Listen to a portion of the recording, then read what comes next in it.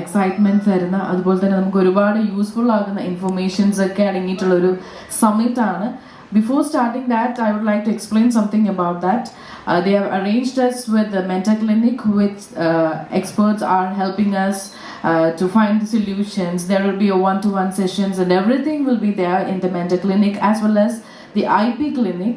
Also, we all are eager to see some of the startup with many innovative ideas. Future innovations are there. So we are all are, even me also waiting for the same to see in this full day. As well as the startups are showcasing their new ideas, future innovations, innovative ideas in their expos. So there is only a few more minutes left to kickstart this beautiful summit, which is organized by Kerala State Startup Mission. അപ്പം എന്തായാലും നിങ്ങൾ wait ചെയ്തിരിക്കുന്ന ഈ ഒരു മൊമെന്റിലേക്ക് നമ്മൾ very soon എത്തുന്നതായിരിക്കും. So before starting that നമുക്ക് എന്തൊക്കെയുണ്ട് എന്നുള്ള ഒരു ഐഡിയാസ് എല്ലാവർക്കും കിട്ടിയിട്ടുണ്ടാവും എന്ന് വിശ്വസിക്കുന്നു. Secret of change is the focus of all your energy, not on fighting the old but building on the new. We all know the best way to predict it is to create it. So ladies and gentlemen, a very warm good morning to one and all who gathered here, and welcome to IoT Summit 2022, Future Innovations and Technologies. Kerala Startup Mission is organizing the IoT Tech Summit, a long summit today. The summit will bring together both physically and virtually over 200 eminent CXOs, decision makers, innovators, entrepreneurs, investor venture capitalists, bureaucrats and policy makers from the IoT sector, giving opportunity to network with experts in the industry is the aim of Kerala Startup Mission. Selected startups will be displaying their innovative products at the IoT Summit, IoT Startup Expo, which will happen alongside with the summit. KSUM has been on a mission to identify various sectors in the state that carry huge potential for developing and scaling. IoT is one among those sectors where some promising startups with highly innovative and scalable products are present. So once again, a very warm good morning and welcome to the IoT Summit. Before starting, I would like to welcome you all once again, and moving on to the welcome address.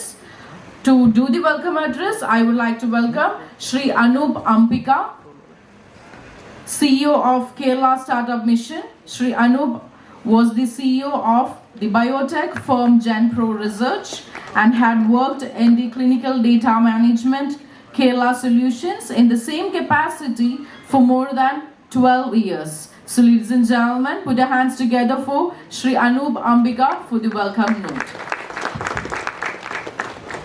Sri Narendran, Senior Vice President and State Head, Reliance Geo. Srimati Rajasree S, Senior Director, CDAC.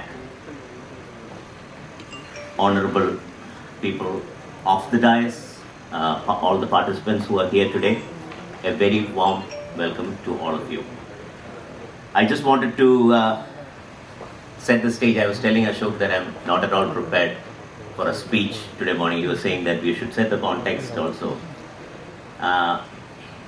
But when it comes to IoT, I actually go back thinking about how communications has evolved over the last 20 years or so, right?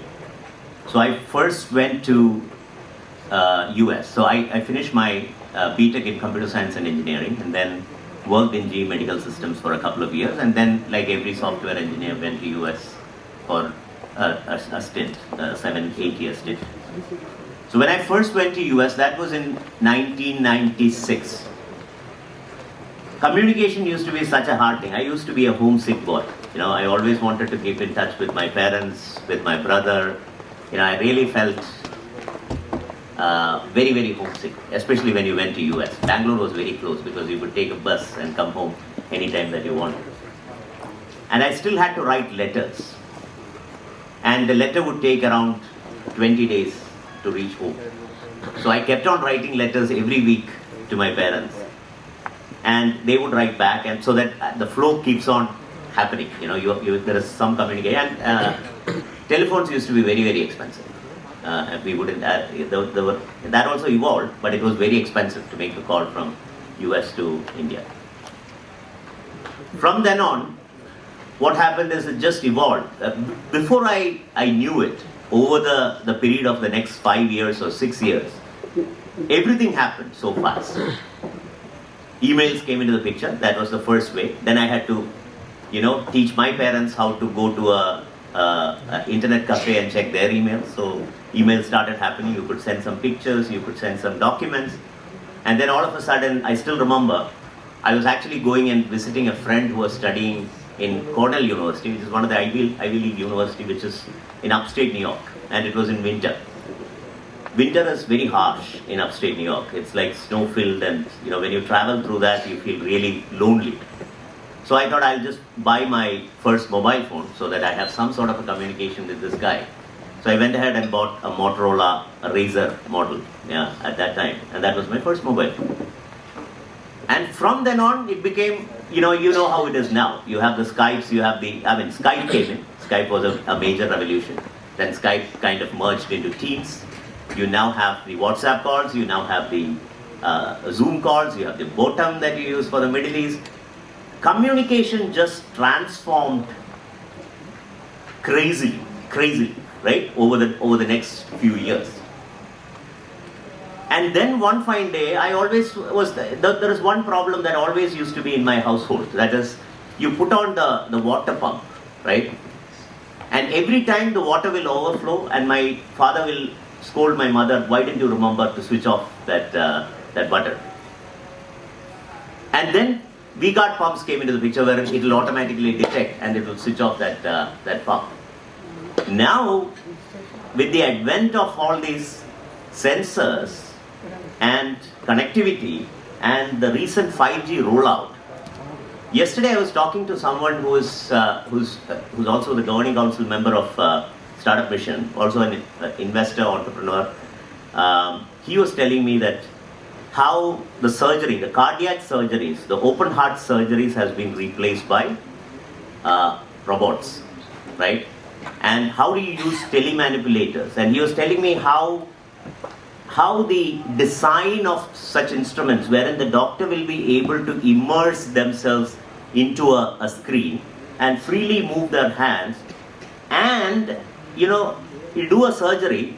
The touch and feel is also very important, right? You touch something and then that feeling needs to come back to you as a sensory action for you to do your next action. That is how your cognitive brain works, right? So the system actually real time gives that sensation. That is, if I'm stitching, a robot is doing the stitching, but I'm feeling that stitching on my hand. So that the doctor is pretty much a real time connected to the robot and getting all the sensations that you will get. And what you are saying is that with 3 holes you will be able to do that surgery instead of just ripping open the entire area. And imagine that happening with a cardiothoracic surgeon who is sitting in US doing that surgery for a patient in India. It's pretty long dream, but I was telling him that I was recently attending the Mobile Congress in Delhi where the 5G was rolled out. And people are looking for applications where such high bandwidth would be required.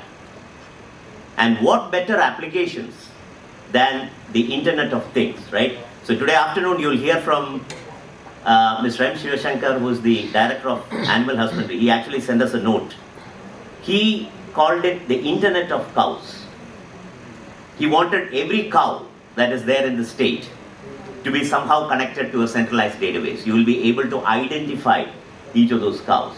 You will be able to find out the temperature, other sensory parameters of the cow, so that you can actually intervene before there is a problem for that cow. What an interesting use case for IoT, right? So you look at agriculture, you will look at healthcare, You will look at consumer electronics. You will look at animal husbandry. The Internet of Things can potentially change the way you operate. I can sit at the comfort of my home and take care of my farmland. I can sit at the comfort of my own clinic and perform a surgery for the tribal areas, right? I can get into a room and the room is going to automatically detect my mood and set the lighting based on what my mood looks like. So imagine I'm walking into a room after a dull day at work. He can look at my face, process that, find out that this is my sentiment, and based on that you can put on the music and put on the lighting within the room. So the possibilities of IoT and the way in which it could just transform how we live our life is immense. So I want to just tell you that Kerala Startup Mission is looking for people to look around you. Find out what are the possibilities that you can see wherein these sensors, these real-time data, the data processing, computer vision, telemanipulators, surgery, a lot of use cases that are out there. Pick a few things that you might be able to attempt. And if you can come up with a very good use case, a very good idea that you might want to attempt, then come to Startup Mission. We'll be able to help you with that. At this IoT Summit, I was asking Ashok yesterday that what is the output of this? The output is oftentimes the sensitization in terms of what is possible. We will hear from the experts. So I'll give you an example. When 5G was rolled out, IT Secretary and there is a committee that is formed, Geo is part of that committee idea, was asking us what can you do with 5G zones? If you were to create zones with high internet bandwidth, what are the things that you will be able to do? And frankly speaking, I kind of had to think hard because I only do emails, documentation, PPT. Administrative job can be really dull. You don't need 5G or even 4G for doing that, right? So think about what are the applications where we will be able to kind of real-time do, because Dr. Achit Shankar Nair was here yesterday for another program, and he was saying that we should be able to virtually do our lab experiments. You don't need to kill the frog for your biology or zoology lab, right? Because that is animal cruelty. At the end of the day, I still remember my +2 days wherein somebody will come with a bag of frogs and will be distributed for the +2 exams to everyone, and you will do the dissection and all that stuff. When you think about it now, it's like absolute cruelty. You are studying for education, you are killing animals. Do you really need to do that now? No. You have the virtual reality, you have the augmented reality, you can actually go ahead and do your, whatever biology, zoology labs using a high bandwidth internet. So education can be transformed. Surgery, medical education can be absolutely transformed, right? Getting dead bodies for people to play around with used to be a mafia idea sometimes. That can be absolutely replaced. Anatomy can be learned without the actual human body. And you can create that augmented experience. So think about everything that you do, everything, and when you look at it, the basic needs, the food, the shelter, education, healthcare, these are some of the things that every human being needs, right? And how do you make sure that that happens? And that is through ideation, comprehending, coming together, co-creating, hearing from the experts, talking with the experts, making use of the systems that is out there with the government, make use of the grants, the funds that is available with the government, and come up with exciting ideas that you might be able to do in the years to come. And I was telling that there is a huge, state is seriously analyzing the number of youth that is aspiring to go abroad, right? I myself am a culprit. 20 years back, what I wanted to do is go abroad and work there and get that experience, right?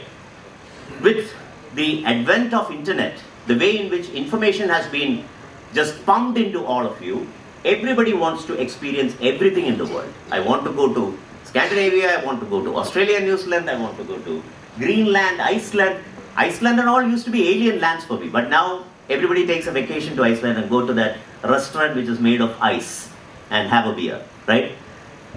So the information overload that we have had has created a lot of aspirational needs for the youth, and people are out there exploring the world.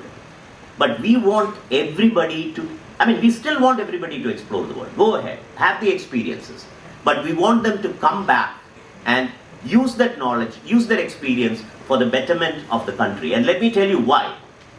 Because the first generation NRIs, people who go there, still live in the nostalgia of everything that you have acquired from the land.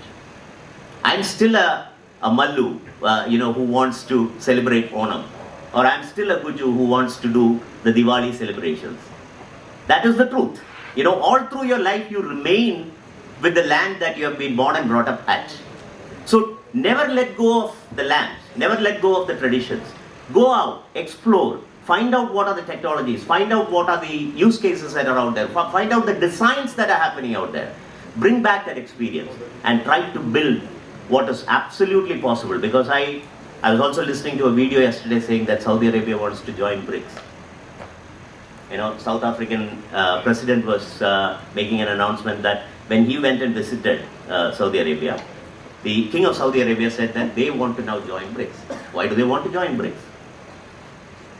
BRICS is, for people who doesn't know, Brazil, Russia, China, India, and South Africa. So the opportunities are shaping up. It is immense. We have all the infrastructure that we would essentially need. What we need the startups and the younger generation to do along with the larger corporates is to create an ecosystem which will make people aspire to come back, settle down in Kerala, in India, and make this nation a great nation of the world. With that, I would get into the formal duty today. I just met Sri K.C. Narendran, being the Senior Vice President and State Head of Jio. I think the role that he will have to play in terms of shaping up the IoT ecosystem in the state is going to be huge. Because at the end of the day, people need to invest into the infrastructure. People need to provide the bandwidth that is absolutely required for all these innovations to happen. And as a key stakeholder, as a key service provider in this sector, his presence, his insights about what needs to be done and what are some of the areas that we could attempt as part of the 5G revolution, as part of the IoT revolution, is going to be of immense value to all of us. And I welcome Sri K.C. Narendran today to this IoT Summit. Thank you for making time. So, Srimati Rajasree S., we have had only one interaction in the past, but that was an absolutely fruitful and productive interaction. CDAC is, so CDAC, the way I remember CDAC is this, right? This used to be the Park Center, the administrative building of Technopark. I came to Technopark in 1994 when I was doing my final year project. That was my first entry into Technopark. There used to be only a few buildings here, which was the Park Center itself. There was the Pamba and Peria, and Nila was not there. So it was only like two buildings, and where Bhavani was sitting used to be a hill, and there used to be a small hotel there, very small, with bench and desk and everything. Everybody used to go and eat there, including many of the Park Center officials and many of the people who used to come and do the projects and things like that. And there used to be this man who used to sit here. This used to be the administrative center that where the stalls are set up, who would talk about CDAC, and that was G.V. Terra, right, the founder CEO of Technopark. He would just sit in his chair and talk to all the CDAC fellows and say how he's setting up Technopark, and that was my first introduction to the CDAC itself. But some amazing work has been done by CDAC in terms of vernacular languages, supercomputers. I recently went to a Kerala Medical Technology Consortium conference in which some of the innovations that has been done in terms of medical technologies were presented. Amazing stuff that is happening. I think we need to kind of aggregate them, refine them, collate them, pass it on to the startups and create some great products out of it. And that is what we are going to be working on. We will be doing a summit which will kind of look at all the innovations that are coming from all CDAC centers within India, bring it all to Kerala, and probably have the startups take a look at it and see if we could jointly refine some of those innovations that are coming out of CDAC. Thank you, ma'am, for all those efforts, and thank you for gracing the occasion today, coming and sharing your thoughts with us. Thank you so much. We welcome you to this meeting. I would like to thank everybody, all startups, all entrepreneurs, thought leaders who are here today, for making time and gracing this occasion and talking to the people. We are going to have an amazing session or panel discussions here. Some very good people are going to be here today. And I'm personally looking forward to that animal husbandry presentation today afternoon, because I'm actually kind of very excited about the note that he prepared and sent to me. Amazing things. Cow shelter. So he was saying that we should be having robots to clean the cow shelters. The traditional erithil, as we call it, right? So there is also another thing. Designs never change if you look around. That is one of the problems that we have. And the only design that has changed is the traditional bus stops. Bus stops used to be a comfortable place where you could go and sit or lie down and things like that.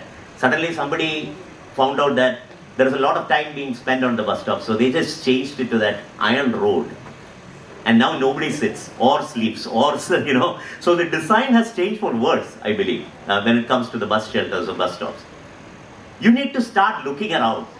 There are some things that never change. Erithil is one such thing, right?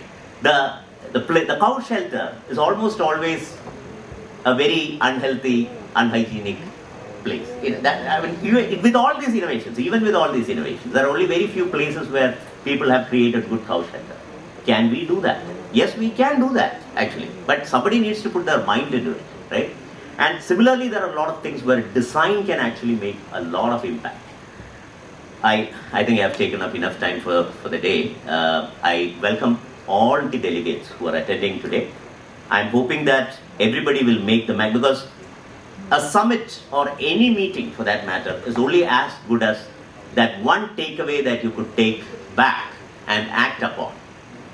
Otherwise, it's a waste of time, right? So keep your eyes and ears open, listen to what is being told, pick up one thing that you believe is of value to you, work on it, draw on it, design on it, code on it, and come up with some innovations. And I hope that 2 years, 3 years down the line, we are going to be sitting at the same IoT Summit and looking at some of the innovations that actually got created from this particular summit. I welcome all of you to today's summit. Thank you all for coming, and I hope we'll have an extremely fruitful session during the day. Thank you so much.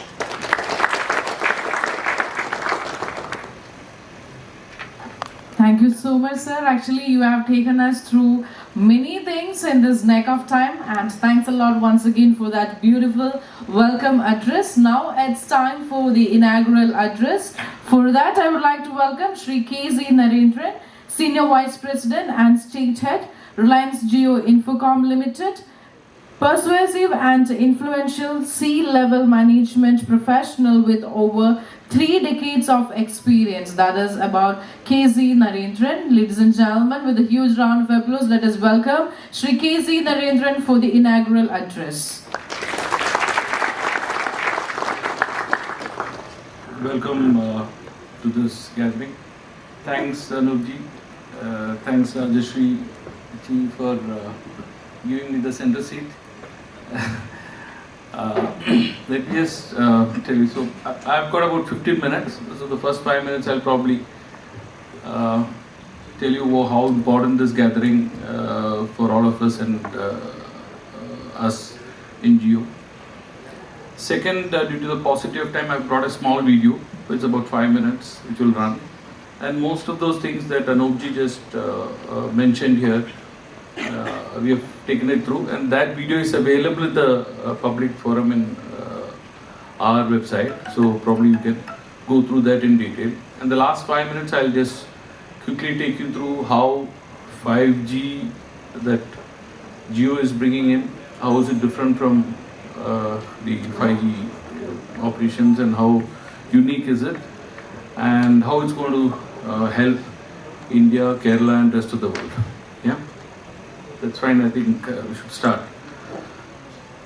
When I look at this gathering, I feel it's most appropriately timed. It's appropriately timed because post-COVID, we see one, awareness of usage of internet has gone multifold.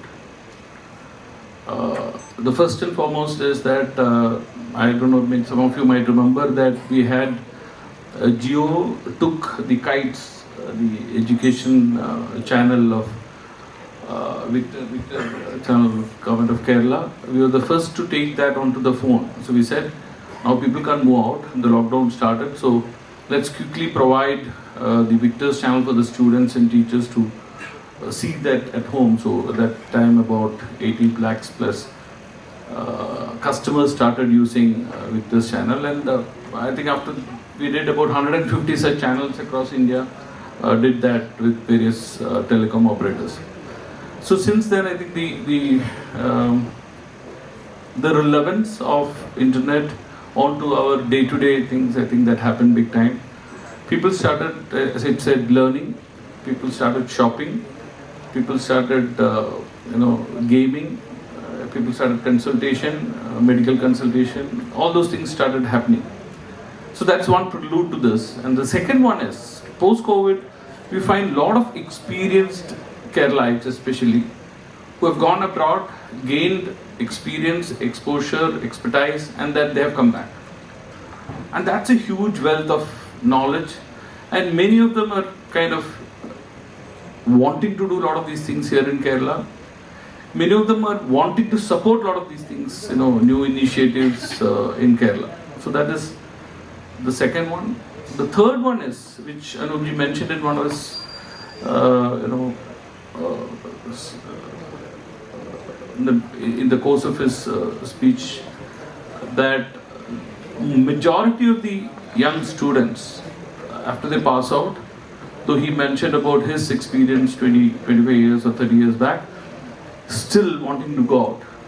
And I've got many of these kids in our own family who say that the opportunity is beyond the borders of Kerala, whether it is Chennai or Bangalore or Bombay or Delhi or Pune. People go there and then definitely abroad. Now can we hold them back in Kerala? And isn't it the appropriate time for that? Now, icing on the cake is that a few weeks back in the India Mobile Congress, the Honorable Prime Minister himself launched 5G services, announced the 5G service launch in India. And in 4 major states it has happened. And it's going to happen in about 100 states in coming February in India. Of that, 4 of them are in Kerala, which is Trivandrum, Kochi, Calicut and Malappuram. These are the 4 places where we will launch 5G services by February. Now let's, so whenever I see IoT,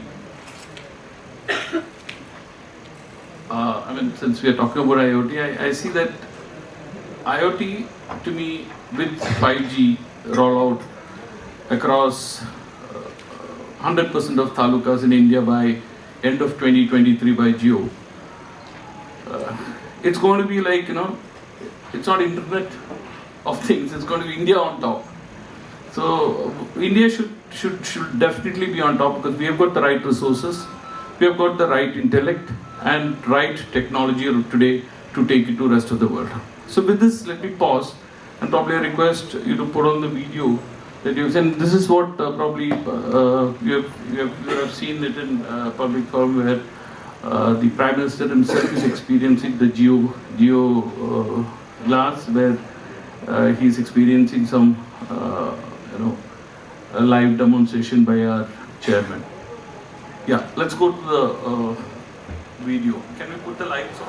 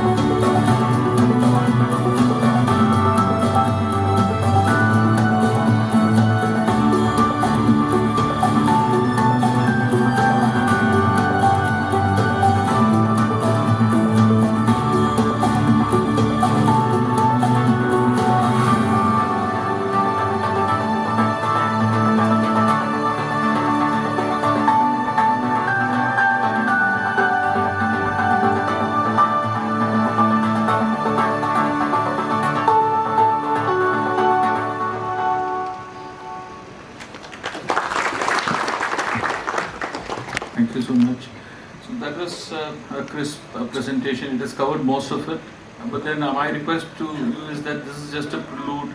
This is what we think has happened in various parts of the world and what we think will happen to rest of the world, India, and your job is going to be see what beyond this can happen, number one. Number two, on each of this application that you saw, so it's available in public form, so you can always go through that. See where else can you value add on this. I will take you through a few more slides which will tell you how different is 5G launch in India. Just quickly understand, it's a little complicated. We will have a lot of technology seminars happening after this. But then the first top 3 lines talks about how the experiences, how this 5G experiences. Number one is about the latency, which means like Anoop ji said and you saw in the video, something is, you are seeing it here, that something happens 10,000 kilometers away. Can you see it at the same time? It's as simple as that. So that is about the latency. Then you have got 10x connectivity. It's about the as you travel, signal keeps changing, location keeps changing. When you're mobile, you should not feel that it is, it's shifting, shaking hands with different sectors. It's a seamless coverage. And the last one is more to do with the speed at which you see. So those are the 3 distinct differences from what you're experiencing this, more from the connectivity perspective. Once you put this into application, like a surgery for example, or a banking transaction, or a banking trade, online trading happening, all this makes a lot of difference because a millisecond delay can cause a lot of damage. And then the third one is more from the operator perspective, how efficient we can run this. So I think we will skip that for a minute. It's how well can you deploy this spectrum. So that is more to do with the operator. Can you go to the next slide? Yeah. So India, 140 crore population, of which 115 crore are mobile subscribers right now. It may not be unique mobile subscribers. There are a lot of people, or at least about 15%, who are the same set of people using multiple connections. So there will be different devices. Maybe I'll have a mobile phone. I'll also have an iPad or tablet, or there could be vehicles. Vehicles can be tracked. So those tracking SIM cards are there. So probably in my mind it should be about 20% of that. About 20 crore could be multiple users. So let's look at 100 crore people using unique users. Yeah. There are 60 crore smartphone users. When I say smartphone, all of you know that there are feature phones and smartphones. So the smartphone primarily says that, look, I'm going to use more data. I need, beyond reading and messaging or talking, I need to use more data. It could be WhatsApp, it could be your Facebook and LinkedIn and all that. Yes. So, which again clearly says that India has got already 5G users. And the interesting data is that last month, which is Diwali month, all over India, we found about 8% of new users have already used 5G enabled devices.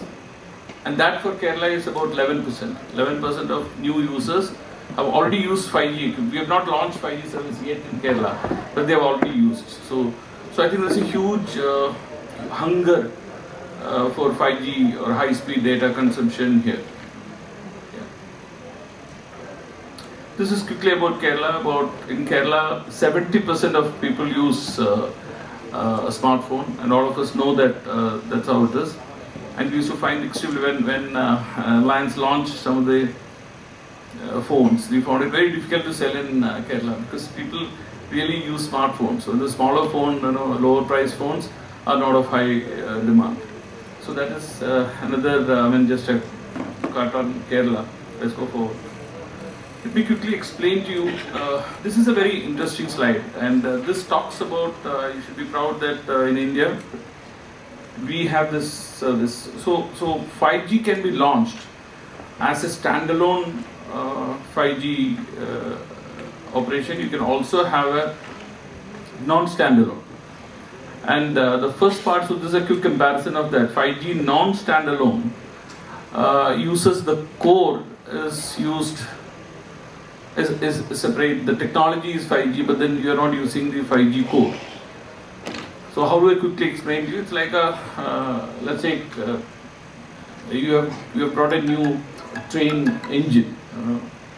So you're using that engine, but then you have the same old rail, same toilet, same wash basins, and same what do you call seats, chairs. So you don't get the full feel of this engine or technology. So you have the technology will give you an incremental better experience. But then when it comes to multifold, completely different experience, you really need to have the standalone 5G operation. So you will find lot of this has happened in the past in many countries where 5G is launched, technology is launched more to protect 3G, 4G consumers. So the people who are already using either those handsets which I told you are already using, how do I hold them and give them slightly better experience? But then Reliance and our visionary chairman, they've taken this head on. They're saying that, look, can we make this empower the rural India? Can we kind of make this gap, rural-urban divide, not there? Because if this can take you to real time, then why do you have this rural gap? Now, we discussed about education, big one, very, very big, important part. We spoke about health, we spoke about agriculture. So then the question is about such a large country with 140 crore population, with huge landscape, agriculture is possible, tourism is possible, everything is available here. And then how can we explore this with 5G?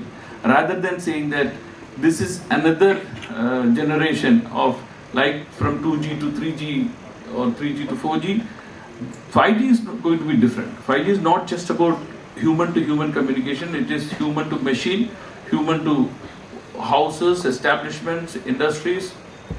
So that's one part of that. The second part is which is can be go. So that's how an indigenous core 5G is deployed, how it's going to benefit all of us, and how it's going to be different from rest of the 5G operations. Can you go to the next slide? Yeah. So it's a small example because we do not have much time. You would have probably seen in the video also. So you use a health, what do you call your fitness band, and then the data is not collected and kept and monitored there. It is somewhere in the cloud.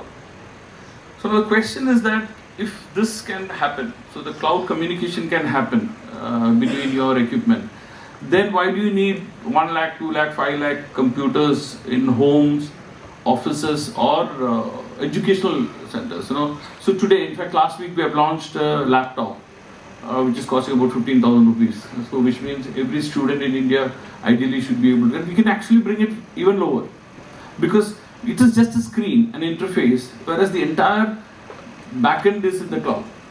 And that is possible if you have a good connectivity. And that's not possible if you do not have proper connectivity.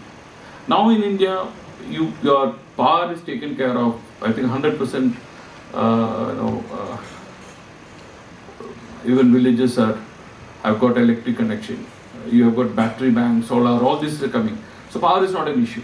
What is the gap? Gap is the connectivity, which is going to get filled with the 5G, true 5G, we call it as true 5G. And once 5G comes, so the exposure, the internet window to the world is available for the youngest child and the farthest rural school or college or any education center. In fact, last year we had very, very serious meeting with the Chief Minister. He himself came up and was talking about connecting the rural Adivasi colonies of Kerala. And it's not very easy because it's going to be really, really difficult for us to put fiber and reach there. Though we definitely did about I think there are about 600 we committed, 100 and of which about 70 of them we could connect as per his direction and guidance. But can we do 100% of that? And that is when the true potential of India comes out. And that is exactly what we are looking to do through this 5G revolution, and then help IoT grow beyond what we see today. Yeah, can you go to the next slide? And the most important thing, again going back to what Anoop said initially, see the biggest advantage today is that today 5G is launched in Kerala, maybe in February, or India it's already launched. This is by and large same time internationally things that are happening on Internet of Things. I mean 5G through Internet of Things or artificial intelligence, various other things, mobile to mobile talking. So the simultaneously when this happens, the gap between international innovations versus Indian innovations, the gap is very, very thin, very narrow. So which means whatever we do here, you have the same, whatever happens in US or UK, you have the same platform here with in India, and whatever you innovate here gets quickly moved to rest of the world. So I think that opportunity is available with us today, unlike 10 or 20 years where we had to hunt for a location where we have got the infrastructure to do innovation. So that is the big advantage. But then having said this, let me also make a bit of a request to each one of you, because I think all of you come from different sections of the state, and we also have people close to bureaucrats who are the decision makers, who facilitate decision making. We have a huge problem in this state. While we build the infrastructure, we always had this problem while we put up the towers. We are having all this problem while putting up the cable across the state. Cable in the sense of the fiber that we put across the state. As we progress on 5G, we will definitely require a lot of infrastructure on buildings, where interior buildings, 5G signals won't travel too far, so you need to have the signals to cast these antennas to cast the signals. So all this requires a lot of public support. So I think each one of you, probably my request to each one of you is that since we have seen the huge opportunity of this, let us kind of educate people around us. It could be a local panchayat member or MLA or MP or whomever is in our contact. Tell them how we need to change in terms of providing facility. Let me just quickly give you some numbers. In India, we have invested 88,000 crore on getting the spectrum, 5G spectrum. Then another maybe about 75,000 crores for the electronics and the infrastructure required, 450 crores, of which we could manage about 2,700, 3,000 crores in Kerala, and another maybe about 3,000, so about 6,000 crores comes to Kerala. And that's a huge investment beyond whatever we have already invested. Unless we deploy this, we use it across. See, corporates like us can come out with innovations and investments. But then the geography here and the public here should reciprocate. And I would probably request each one of you to spread in your own area that these kind of infrastructure building support should be provided by the local government bodies and the politicians and the leaders and the bureaucrats. So with this, I end my part of the job, and I really wish a great day ahead for all of you here. You have, I saw the agenda and the participants and the seminar participants, brilliant mind getting explode, and I think all of you will have that exposure. Wish you all the very best, and thank you so much. Thank you so much, sir. Moving on to the special address, I would like to welcome Srimati Rajasree S. She is Senior Director, Scientist G at Center for Development of Advanced Computing, and she is having 14 plus years of experience in this field. Ladies and gentlemen, put your hands together for the special address. We welcome Srimati Rajasree S. Good morning, everyone. Respected dignitaries on the dais, subject matter experts of the dais, participants, knowledge seekers. It's a privilege to represent CDAC in this August audience. So I thank KSM for this opportunity, this privilege given to CDAC on the first place. There's a small correction there. There was mention of 14 years of experience. I don't look like a 14-year experienced person, but nevertheless, it doesn't matter at all. Now, I would like to move to the agenda. And first and foremost, I want to congratulate KSM for this great initiative that they've taken to bring up this kind of a summit in an emerging area where a lot of possibilities are there, with a lot of possibilities like Geo is bringing for the industry, for the startup, for the MSME. This is the right time, and CDAC stands in front of you looking for collaboration and opportunities of collaboration. So kindly excuse me if my presentation or my talk is more oriented towards CDAC and our products. As you know, Center for Development of Advanced Computing is under the Ministry of Electronics and IT, Government of India. We work in a lot of technologies. Unfortunately or fortunately, we are known mostly for our education and training programs across the country. But I would like to present a new facet of CDAC to all of you, for you to explore, collaborate, and also think about various kinds of opportunities to understand what. So to start with, I would like to say, what is CDAC to me? What are the areas that we are working? Very briefly, so that you're not bored. We are one of the exhibitors here. I would request you to go and have a look at our products, which very few products that we have brought here.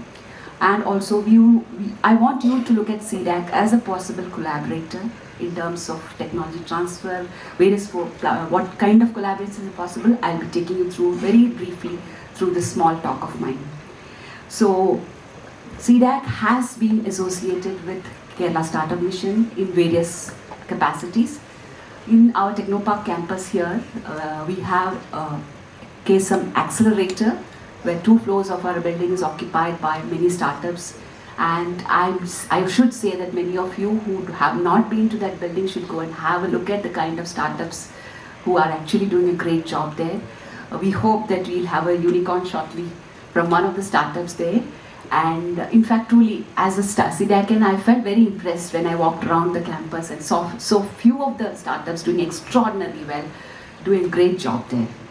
So that was one association. We are also associated with Kerala Startup Mission in the Research Innovation Network Kerala, a platform which is basically available for researchers, innovators, a networking platform. So we were happy to collaborate with KSM on that front also. And CDAC is one of the industry partners. As I mentioned, we were already there in the Ring Park portal. And since Shri Anoop had mentioned about Dr. Vijay, I just wanted to mention in passing that he was a former CDACian who went on to go into greater heights, being the founder chairman of the Kerala Technoparks of Kerala. Now, CDAC, I want you to understand that we work in a lot of areas of technologies. We're not just into education and training. You know how we got this mandate of education and training? Because of the expertise that we possess in other fields of technology. We were asked to proliferate this education, proliferate this the capacities that we have developed through research and development into the community as a social commitment kind of. So understand that we are not core into education and training. Of course, education and training is a highly valued activity of CDAC. Now, we were almost 1988 is a year of inception of CDAC. And one of our founder directors, Dr. Vijay Bhatkar, Padmashri Vijay Bhatkar, he is synonymous to high performance computing. So CDAC initially started off as a high performance. It was synonymous to high performance computing with its corporate office in Pune. We have 12 centers across the country. The center of Trivandrum is primarily, so each center has its core competence. Each center works towards a particular area of technology. So this center of CDAC is more oriented towards professional electronics, power electronics, strategic electronics, and so on and so forth. So a lot of intelligent transportation, industrial electronics, health technologies. We are on to the development of India's indigenous microprocessor development, and so on and so forth. So a lot of activities happening in this Trivandrum center of CDAC. Now, As I said, there are few presentations also through the day that CDAC is going to make on smart agriculture, on intelligent transportation. You must have heard about the green corridors, the emergency service vehicle movement, the movie that everybody can relate to, traffic. So all those kinds of technologies, the back-end technologies, are there with CDAC. Now, what is there if CDAC have it? What do you have it there for? We have a lot of collaboration models, which I'll come to after explaining. Few of them are at least touching upon few of the areas that we are working on. So, like there was a mention of digitally empowering the village or the citizens of the country. So CDAC has been traditionally working on various technologies.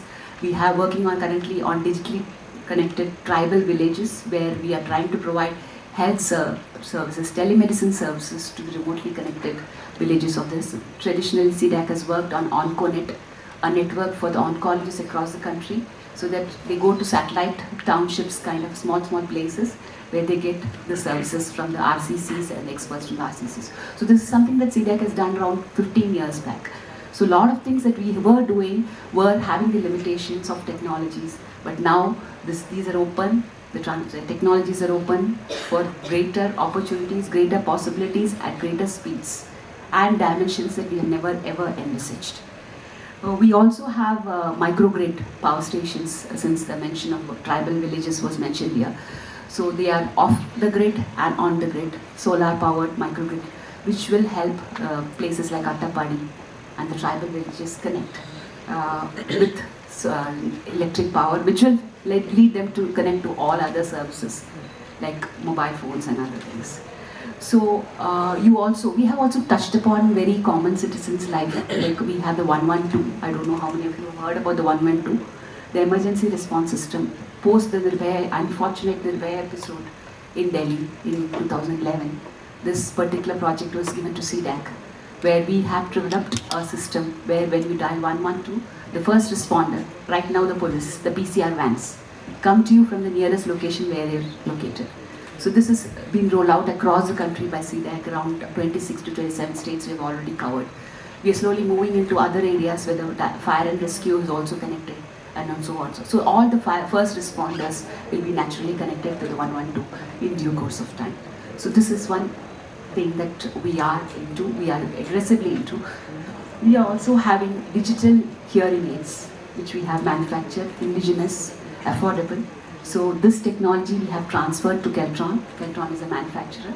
As I would like to repeat here, we are only having the capability, the mandate given to CDAC is to develop the technology, prototype it, test it, do some pilot products of production and kind of facilitation and field testing, and then finally do a technology transfer. So I look at all the people present here as possible TOT partners of CDAC, collaborators of CDAC, and this is why I'm trying to explain few things that this organization is doing to this country. Now, CDAC has also made some active work in the IoT and smart city, IoT area, in smart city solutions. We have the intelligent transportation network solutions. A lot of products are there. There is a presentation today, so I'm not going into details. Smart farms. We have a smart energy meter. Now, understand that the TOTs of CDAC are non-exclusive. That means if we have a CDAC partner, it's not necessary that we are not open to TOT of the same product to another manufacturer or a company. So, now coming to the various collaboration models that we have a collaborative innovation model in which what we seek of from the collaborator is that we join together in an area of expertise and collaboratively develop a product or a project. So this basically, there is a intent of association available on the CDAC website. I encourage all participants to have a look at it, see how you can collaborate, which are the technology areas that we have. I will be personally here throughout the day because I'm here to learn, understand, and also possibly I'll link up with maximum number of people, because I have also a profile of a product, service and outreach of the CDAC technologies and services that we do. So I'll be here. We are most welcome to come to me. We can connect. I can connect you to the right teams with the right kind of technologies. So this is one of the reasons why I'm here today. And also we have the technology, transfer of technology, where we build technologies, we give it as a TOT fees. As startups and MSMEs, we have certain preferential treatments and considerations subject to you meeting your quality and technical criteria. But other criteria like turnover and all those will be waived off for the startups. We also have a contract R&D model where work can be contracted to CDAC, and a work which is of expertise to your area can be given contracted to you also. We also call for expression of interest for channel partners, technology transfer partners, resellers. We have a lot of products in cyber security, cyber forensic tools, a lot of software as well as hardware devices available for system integrators and other people who will be like interested. For example, the smart cities will have a lot of transportation solution requirements. So you can look at CDAC as one of the solution providers. As an SI, if there are SIs around here, I would like to say that we have done around 20 plus product TOTs till now, and we have around 50 plus TOT partners with CDAC. Now we have industry there, we have ABB, we have L&T, we have the big names, we have Bell, BHEL, the government companies, the PSUs. We also have MSMEs, and we also have few startups as our TOT partners. So do look at CDAC from a different perspective, understand what we are working on, and think about collaborating with CDAC. We also call for requests for proposals from time to time. Please have a look at our website for these kind of things. And also, there is something that I wanted to introduce to all the people who are working in semiconductor related areas out here. There is a design-linked incentive scheme of the Government of India under the National Policy on Electronics to enable India's emergence into the global hub for electronic manufacturing and design. Now, I hope all of you realize that we are emerging as a very strong force in electronic manufacturing, and many of you may be actually involved. So look at CDAC. We are a nodal agency for the Design Incentive Scheme, which is basically conceptualized under the India Semiconductor Mission to build a vibrant semiconductor and display ecosystem. This scheme is open 365 days of the week. You can apply anytime. This will offer you financial assistance and also technology support wherever it is possible. So do look at CDAC into this DLI or the Design Link Incentive Program of the Government of India, which is being facilitated by CDAC. Now, once again, I have been selling CDAC, I believe, which is unusual of a government organization, but I think the transfer of technology, the kind of possibilities we should be looking up. We have a minister, our Honorable Minister of State, Sri Rajasree, who's literally pushing us to say that technology should not live in your cupboards or your shelves.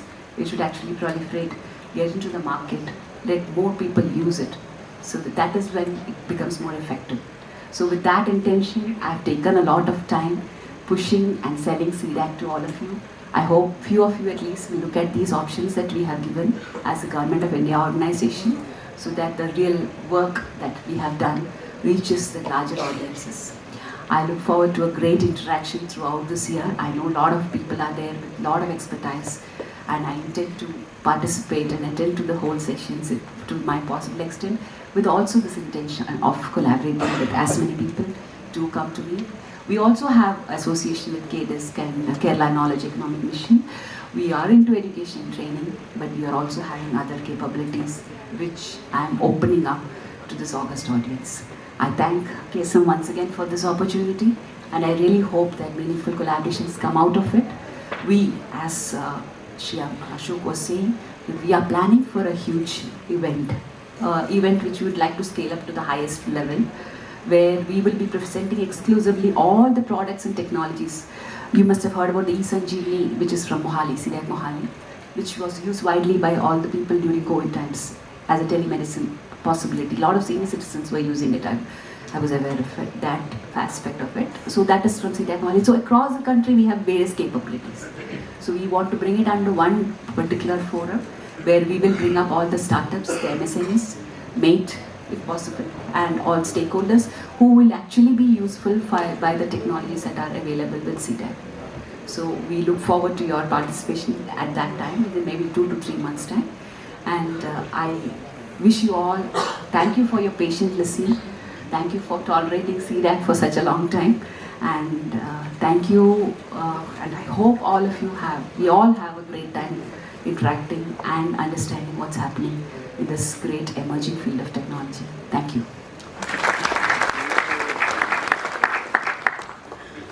Thank you so much, ma'am. And ladies and gentlemen, now it's time to honor. Actually, it's a small token of love and appreciation from the part of Kerala Startup Mission. To hand over these mementos, I would like to welcome Shri Anoop Ambika, CEO of Kerala Startup Mission. So please. And first of all, I would like to welcome Shri K.C. Narendran, Senior Vice President and State Head, Reliance Jio Infocomm, to receive a small token of love and appreciation from the side of Kerala Startup Mission. Thank you so much, sir, for being with us. Thanks a lot.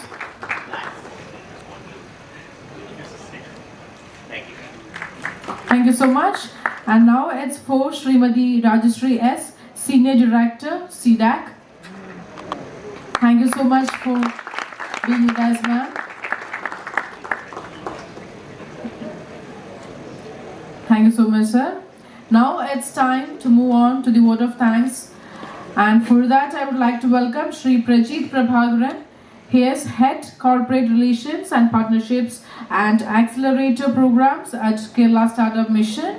He is also a mentor at CII, Center of Excellence for Innovation, Entrepreneurships and Startups. Ladies and gentlemen, put your hands together for Prajit Prabhakaran for the vote of thanks.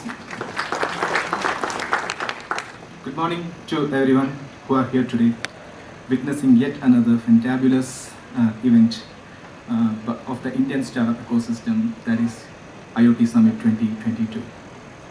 Kerala has been ranked as a top performer in the Indian startup ecosystem, and the most prominent reason that we consider behind this is the quality of innovations and technology integrations in the products of our rockstar startups. Internet of Things is one such technology area where Kerala has got outstanding startup products, and we are sure you all would be interacting with some of those startups today. Let me quickly get into the job vested on me today on this auspicious occasion.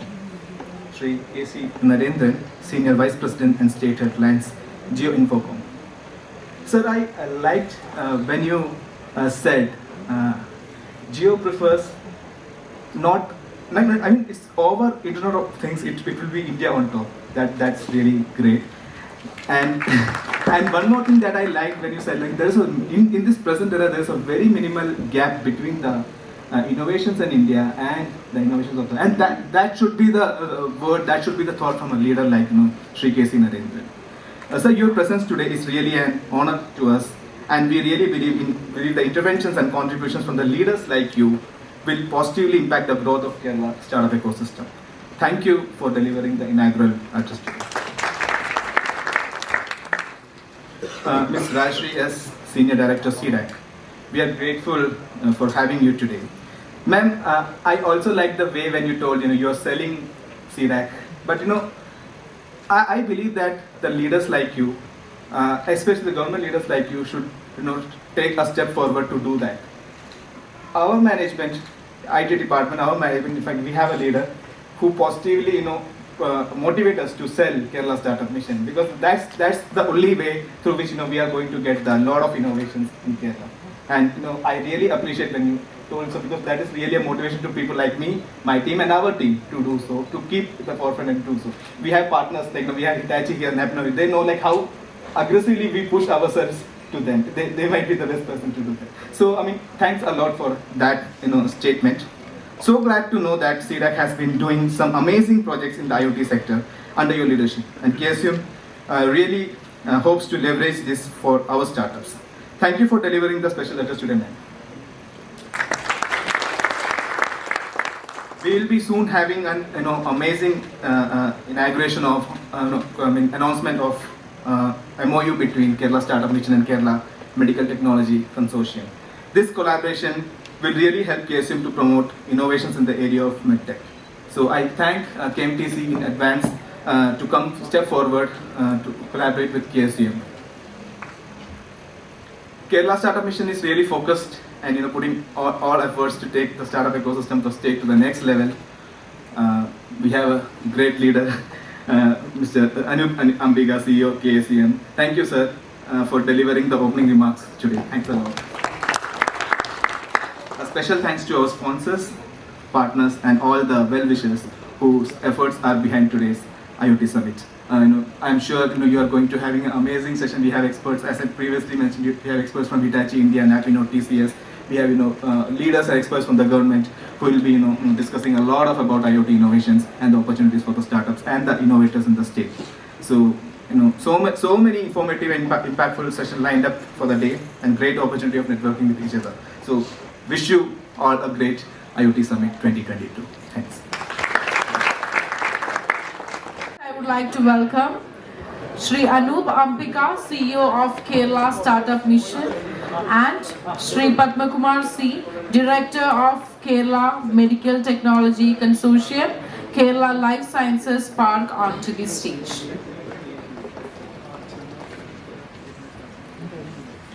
Ladies and gentlemen, with a huge round of applause, let us welcome Shri Anoop Ambika, CEO of Kerala Startup Mission, and Shri Padmakumar C, Director of Kerala Medical Technology Consortium, Kerala Life Science Park, for the MOU exchange. So, ladies and gentlemen, about MOU exchange, signing off MOU between Kerala Startup Mission and Kerala Medical Technology Consortium to promote innovations and entrepreneurship in the area of medtech. Mr. Anoop Ambika, CEO of KSUM, and C. Padmakumar, Director of Kerala Medical Technology Consortium, will sign the MOU now.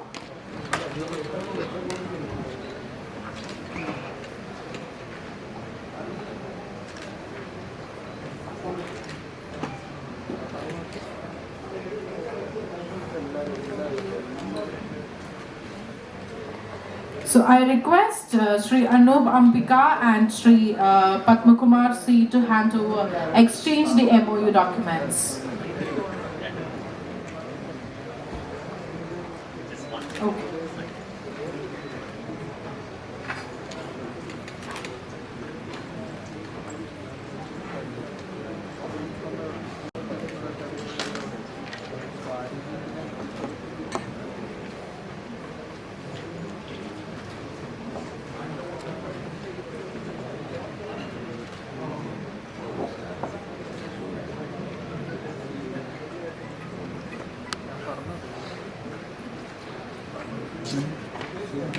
We are handing over the MOU exchange document.